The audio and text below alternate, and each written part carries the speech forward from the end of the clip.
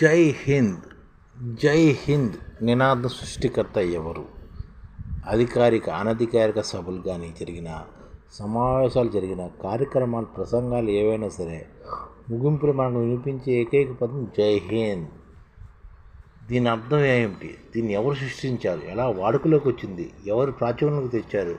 దీని పూర్వతాలు ఏంటి మనం తెలుసుకోవాలి. మనం అలవోకగా పలికేస్తున్న జై హింద్ అనే పదం యొక్క గొప్పతనం గురించి నేటిలో ఎంతమందికి తెలుసు? ఇది ప్రతి ఒక్కరూ తెలుసుకోవాల్సిన ముఖ్య విషయం. అందుకనే జై హింద్ నినాద సృష్టికర్త ఎవరో తెలుసుకుందాం. జై హింద్ అనే పదం దేశభక్తిని చాటుకునే ఓ మహత్తర నినాదం. భారతదేశానికి జయం కలుగుగాక అని దీని అర్థం. జై హింద్ అంటే భారతదేశానికి జయం కలుగుగాక అనేది దీని అర్థం. స్వతంత్ర ఉద్యమ కాలంలో ఈ పదాన్ని జై హింద్ అనే పదాన్ని ప్రాచుర్యం తెచ్చింది నేతాజీ సుభాష్ చంద్రబోస్ కాగా దీని సృష్టికర్త మాత్రం అబీద్ హసన్ సఫ్రానీ. ఇది జై హింద్ పదాన్ని సృష్టికర్త అబీద్ హసన్ సఫ్రానీ. బోస్ సహచరులైన ముస్లిం సహోదరుల్లో ఆజాద్ హింద్ ఫౌజ్ సాయుధ పోరు వీరులో సఫ్రానీ ప్రముఖుడు. అంటే అప్పుడు బోస్ గారి స్వతంత్ర సమయంలోనే ఆజాద్ హింద్ ఫౌజ్లోని ముస్లింలు కూడా ఉండేవారు. అందులోని అబీద్ హసన్ సఫ్రానీ అన్న ఆయన ముఖ్యుడు అనమాట. తెలంగాణ ముద్దుబిడ్డ ఇతను. తెలంగాణ హైదరాబాద్లో పుట్టాడు, హైదరాబాద్లోనే పెరిగారు అనమాట. ఇతను 1911 ఏప్రిల్ 11 హైదరాబాద్లో జన్మించారన్నమాట. 1911 ఏప్రిల్ 11 హైదరాబాద్ జన్మించారు. అసలు పేరు జైనుల్ అబిదీన్ హసన్. అంటే అసలు పేరు ఏంటంటే జైనుల్ అబిదీన్ హసన్ అనమాట. తర్వాత అబీద్ హసన్ సఫ్రానీగా మారిన తర్వాత ఇతను ఐఏఎస్ అధికారి.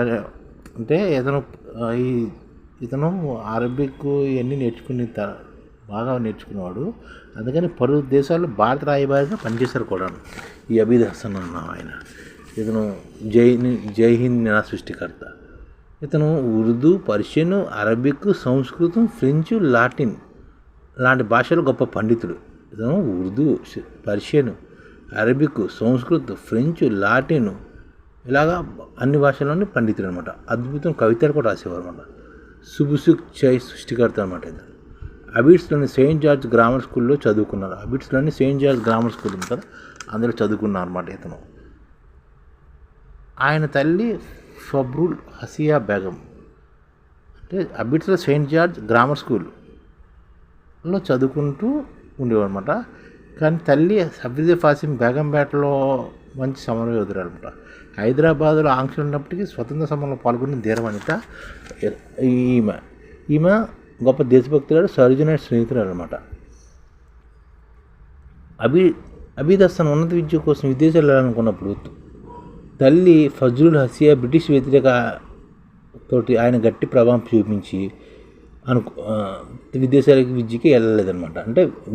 అంటే ఈ విదేశీ ఉన్నత విద్య కోసం ఇంగ్లాండ్ వెళ్ళాలనుకున్నారు. కానీ ఈయన శాస్త్రం ఉద్యమంలో పాల్గొన్నాయి. విదేశాలకు వెళ్ళాలన్న దాన్ని కూడా కొంతవరకు పక్కన పెట్టారన్నమాట. తర్వాత చదువు అయిపోయిందనమాట శాసన ఉద్యమం. తర్వాత ఇంజనీరింగ్ విద్య కోసం జర్మనీ వెళ్ళాడు అనమాట. తర్వాత జర్మనీ వెళ్ళాడు. ఇంగ్లాండ్ వెళ్ళాలనుకున్న తర్వాత జర్మనీ వెళ్ళాడు అనమాట. నేతాజీ సుభాష్ చంద్రబోస్ను కలుసుకున్నారు అక్కడే జర్మనీలోనే.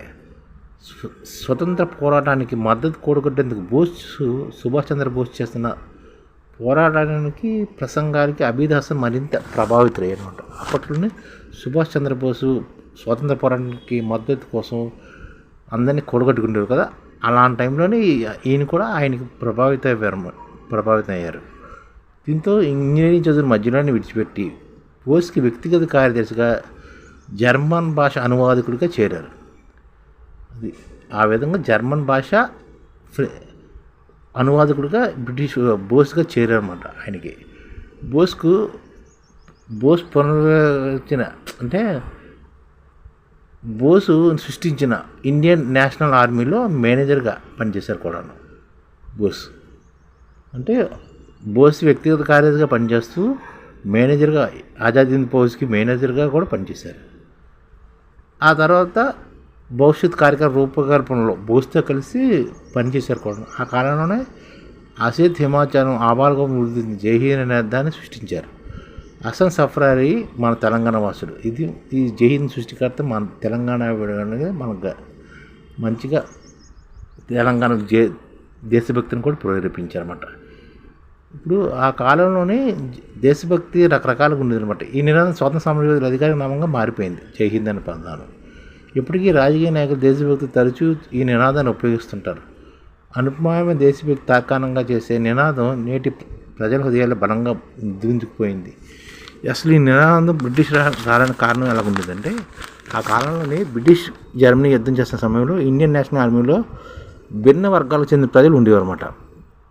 బ్రిటన్తో జర్మనీ యుద్ధం చేస్తున్న సమయంలో ఇండియన్ నేషనల్ ఆర్మీ అంటే మన ఆజాద్ హింద్ ఫౌజ్ ఉంది కదా, అందులో రకరకాల వర్గాలు చెందిన ప్రజలు ఉండమాట.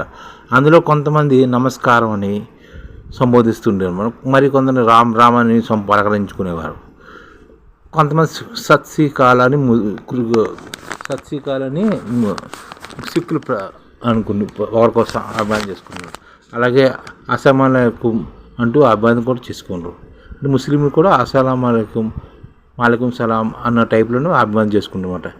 సెక్యులర్ భావాలు కలిగిన బోస్కి ఎన్ని రకాల అభివాదం ఉండడం సబ్బుగా అనిపించదు అనమాట.